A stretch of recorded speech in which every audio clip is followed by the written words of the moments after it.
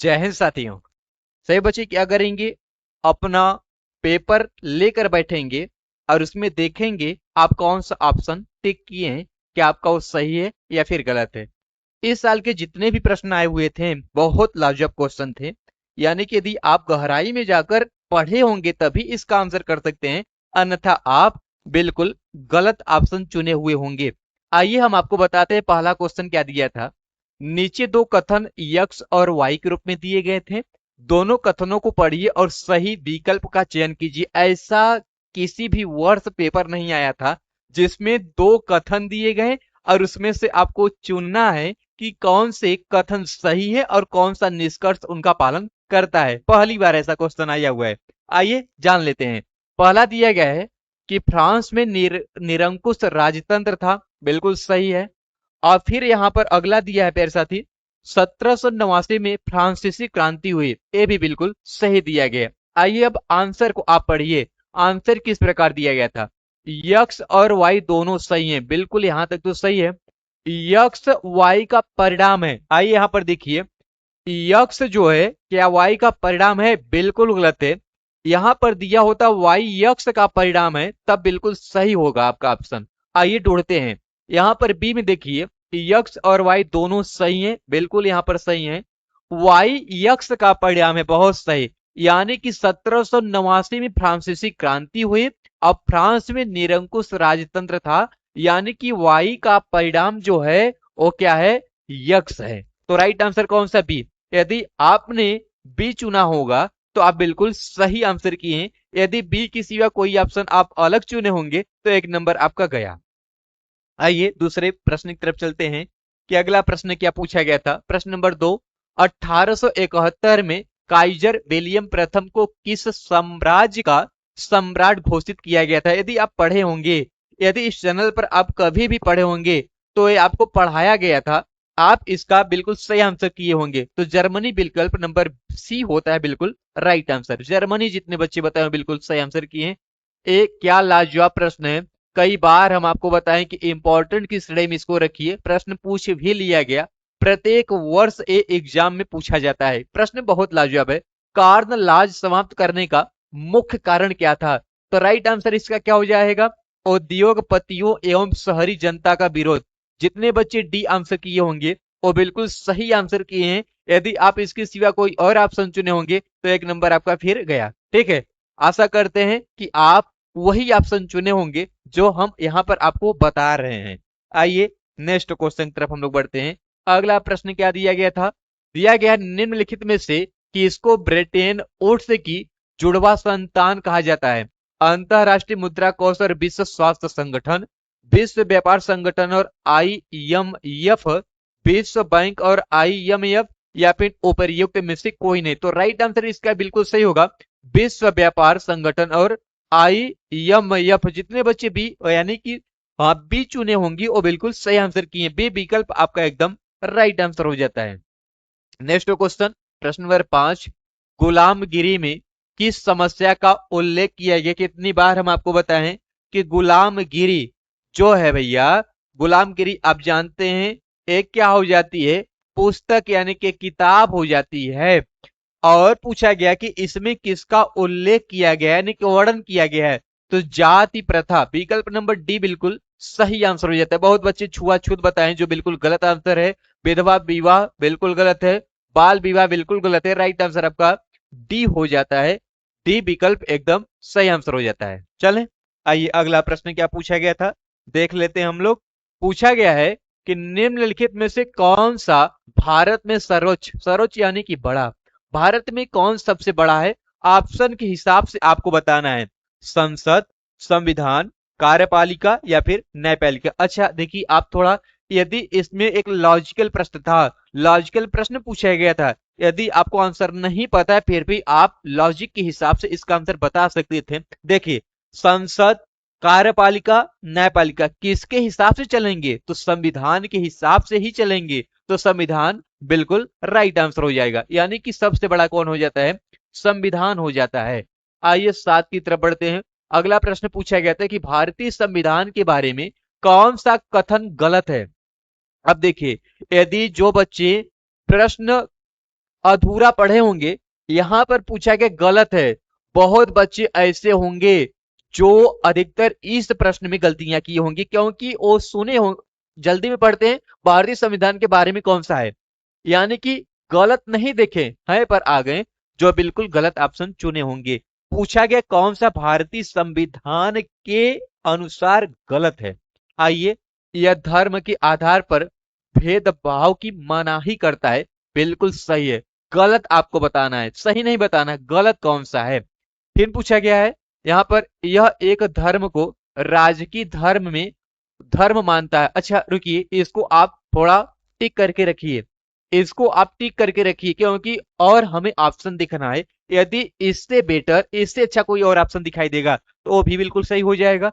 यहां पर देखिए, सभी लोगों को किसी भी धर्म का पालन करने की छूट देता है, बिल्कुल सही है।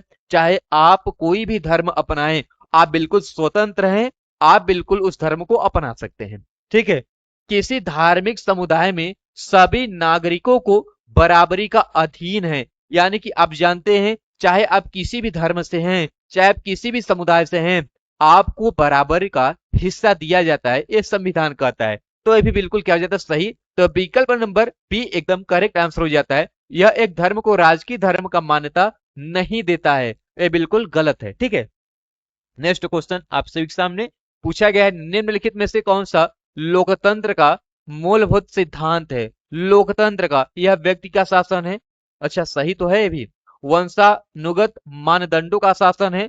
स्वतंत्रता के साथ लोगों का शासन, बहुत बहुत राइट आंसर है हो जाता है, यानी कि एकदम सही करेक्ट आंसर। जितने बच्चे कौन सा आंसर चुने हैं, आंसर सी चुने हो, बिल्कुल सही है, यानी कि विकल्प नंबर सी आठ का होता है राइट आंसर।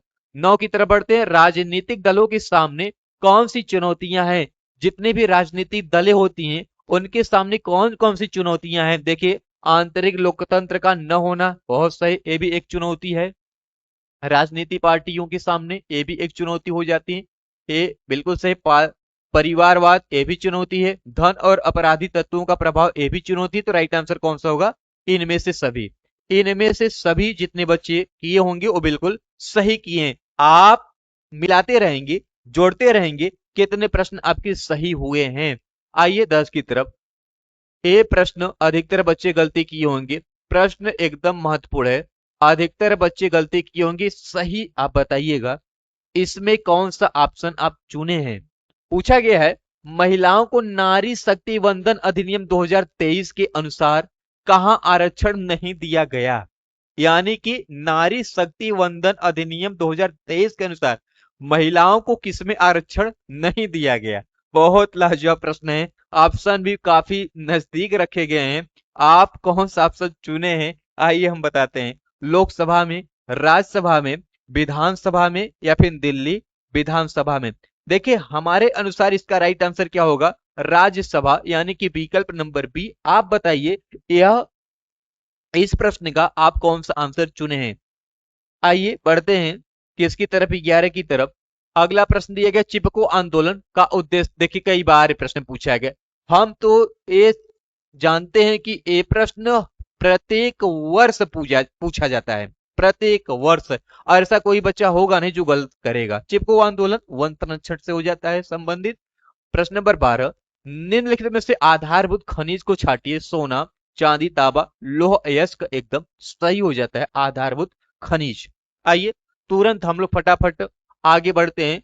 निम्नलिखित में से एक संस्था अंतरराष्ट्रीय व्यापार से संबंधित, व्यापार से संबंधित भैया, यहां पर देखिए प्रश्न में ही आंसर छुपा है। व्यापार से संबंधित तो विश्व व्यापार संगठन हो जाता है, विश्व व्यापार संगठन राइट आंसर हो जाता है। आइए 14 की तरफ बढ़ते हैं। निम्नलिखित में से कौन सा अनाज मोटा है। मोटा अनाज को आपको बताना है। मक्का मोटा अनाज है, रागी मोटा, बाजरा मोटा, इनमें से सभी, यानी कि विकल्प नंबर डी एकदम सही होगा। आप जोड़ते रहिए कितने प्रश्न आपके सही हुए हैं अभी तक।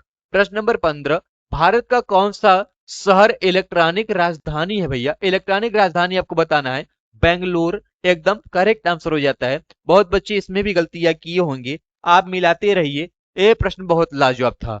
उपभोक्ता संरक्षण अधिनियम किस वर्ष पारित हुआ। ऑप्शन देखिए, बहुत नजदीक रखा गया था और अधिकतर बच्चे इसमें भी गलतियां किए होंगे, क्योंकि ऑप्शन एकदम नजदीक रखा गया है। यदि आप चूके तो गए। 1985, 86, 87, 88। राइट आंसर क्या होगा? 1986। आइए प्रश्न नंबर 17 की तरफ। भारतीय रिजर्व बैंक का मुख्य कार्य क्या है? करेंसी का निर्गमन, व्यक्तियों की जमाएं एकत्रित करना। अच्छा देखिए, मैं आपको बता देता हूं, बहुत बच्चे ऐसे होते हैं जो सबसे बड़ा विकल्प देखते हैं उसी को टिक कर देते हैं, जो बिल्कुल गलत है। इस ऑप्शन में हम आपको बताते हैं। पूछा गया कि भारतीय रिजर्व बैंक का मुख्य कार्य क्या है? करेंसी का निर्गमन। करेंसी का निर्गमन यानी कि ए विकल्प एकदम सही होगा, न कि बी। प्रश्न नंबर किसकी तरफ? 18। स्वयं सहायता समूह कौन संचालित करता है? आप देखते हैं अपने गांव, अपने घरे, अपने मोहल्लों में कि स्वयं सहायता समूह बहुत ज्यादा फैला हुआ है। महिलाएं बहुत ज्यादा इसका प्रचार प्रसार करती हैं ताकि लोग हमारे साथ आकर जुड़े और क्या हो, वो ज्यादा से ज्यादा इसमें भागीदारी आजमाएं। तो स्वयं सहायता समूह कौन संचालित करता है? तो सभी सदस्य राइट आंसर हो जाता है, विकल्प नंबर सी। आइए प्रश्न नंबर 19 की तरफ। अंतरराष्ट्रीय व्यापार का लाभ किससे प्राप्त होता है? केवल विकसित देशों को, केवल अल्प विकसित देशों को, केवल गरीब देशों को? तो सबको भैया लाभ होगा, चाहे गरीब हो चाहे अमीर हो, सबको लाभ होगा। आइए प्रश्न नंबर 20 की तरफ। निम्नलिखित में से कौन सा उद्योग कृषि पर आधारित है? कृषि पर कौन सा उद्योग आधारित है? लोहा व इस्पात उद्योग, सूती वक्फ उद्योग, उर्वरक उद्योग, सीमेंट। अच्छा देखिए यहां पर उद्योग कृषि, लोह नहीं होगा भैया, गलत होगा। सूती, सूती बिल्कुल सही होगा, यानी कि विकल्प नंबर बी जितने साथी किए हैं वो बिल्कुल राइट आंसर की। अब बताइए कमेंट सेक्शन में लिखकर कि आपके कितने प्रश्न सही हुए हैं। और ऐसे ही आप एनालिसिस को जानने के लिए 96 रोजगार क्लासेस को लाइक, सब्सक्राइब और शेयर करिएगा।